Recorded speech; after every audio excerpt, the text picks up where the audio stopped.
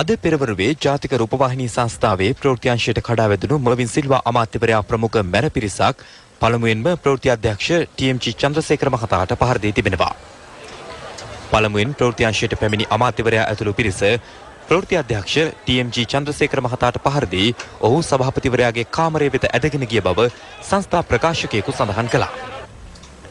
අනතුරුව මෙම මැර පිරිසගේ ග්‍රහණයෙන් මිදුණු චන්ද්‍රසේකර මහතා සභාපතිවරයාගේ කාමරයෙන් පිටතට දිව ගොස් තිබෙනවා.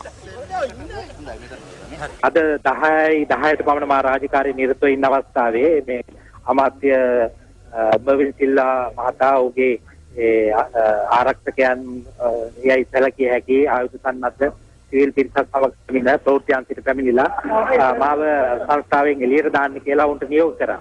ඉතින් මම ඇයි මොකද හේතුව කියලා අහනකොට ඔහු ඊයේ මාතර සහභාගී වෙච්ච රැලියක ඔහු කර කතාව ඊයේ 10 ප්‍රවෘත්ති වලට විකාශය නොකිරීම තමයි මේකට හේතු හැටියට දැක්වේ. ඊට පස්සේ මාව ඇදගෙන මට පහර දීලා මාව ඇදගෙන ගියා. සභාපතිවරයාගේ කාමරයට යන්න යනකොටත් මාව ඇදගෙන ගියා. මගේ සර්ට් එකෙන් ඇදගෙන ගිහලා පහර දුන්නා. පස්සේ සංස්ථාවේ අනෙකුත් මගේ සහෝදර නිලධාරීන් සියලුම දෙනා පැමිණලා මාව බේරාගත්තා. මාව සංස්ථාවෙන් අයින් නොකළොත් එහෙම රූපවාහිනී සංස්ථාව කුඩු කරලා යතුරාරා යන බවත් ඔහු තර්ජනය කරා මේ සියලු දෙනා ඉදිරියේ. මෙම සිද්ධියට සංස්ථාවේ සියලුම සේවකයන් විරෝධය පළ කළේ ඉන් අනතුරුවයි. පසුව සේවකයන් අමාත්‍ය ආචාර්ය මර්වින් සිල්වා මහතාට පිටතට පැමිණීමට ඉඩ නොදී කාමරයක් තුල සිර කරගෙන සිටියා. මෙහිදීද අමාත්‍යවරයා නොසන්සුන්කාරී ලෙස හැසිරෙමින් මාධ්‍යයට බාධා කළා. ජාතික රූපවාහිනිය ගන්න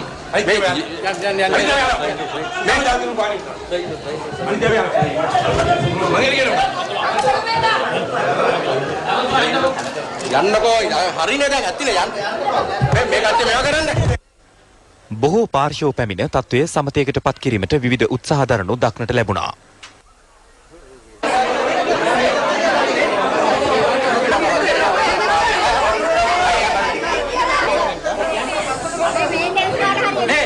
මීඩියා කරත් අමතතුමා කතා කරනවා. එතකම් පොඩ්ඩක් මෙතන ඉඩ හදලා දෙන්න අර චෝදිතය අපි ගෙනල්ලා චෝදිතය. ඔව්. මයින්න චින්තනේ කනවා. ඒකයි වෙන්නේ. හරිද?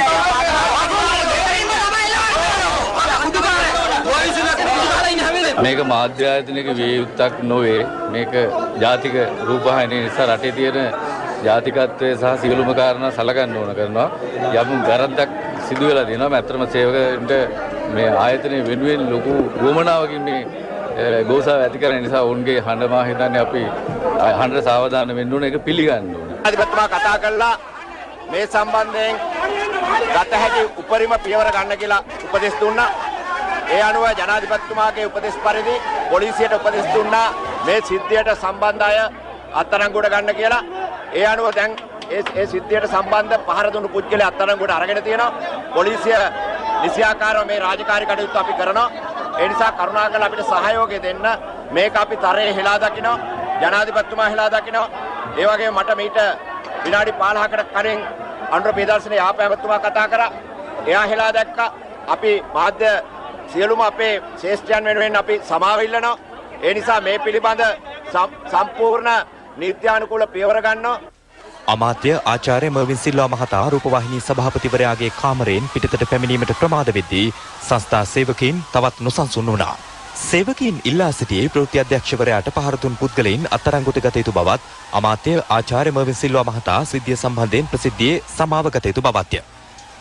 මෙහිදී ප්‍රවෘත්ති අධ්‍යක්ෂවරයාට පහර දුන් බවට සැක කෙරෙන මර්වින් සිල්වා අමාත්‍යවරයා සමග පැමිණි පුද්ගලයෙකු පොලිසිය අත්අඩංගුවටගෙන පිටතට රැගෙන ආවා. එහිදී පහර දුන් පුද්ගලයා සිද්ධිය සම්බන්ධයෙන් ප්‍රසිද්ධියේ සමාව ඉල්ලා සිටියා.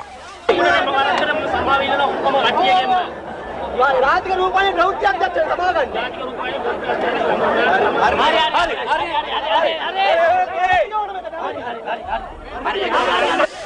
අනතුරුව අමාත්‍යවරයා සංස්ථා සභාපතිවරයාගේ කාමරයෙන් පිටතට රැගෙන ආවේ දැඩි ආරක්ෂක රැකවරණ මැද්දේ.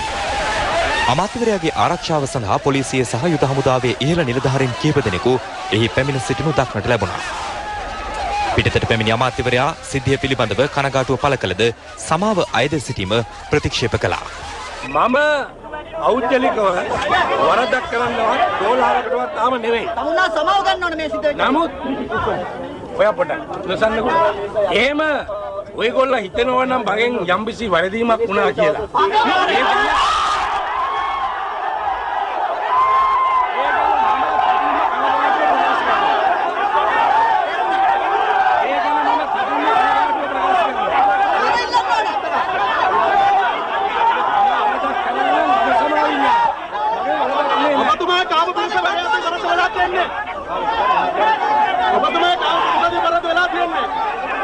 ඒක නීත්‍යානුකූලව කටයුතු කරන්න පොලිසියට බාර දුන්නා.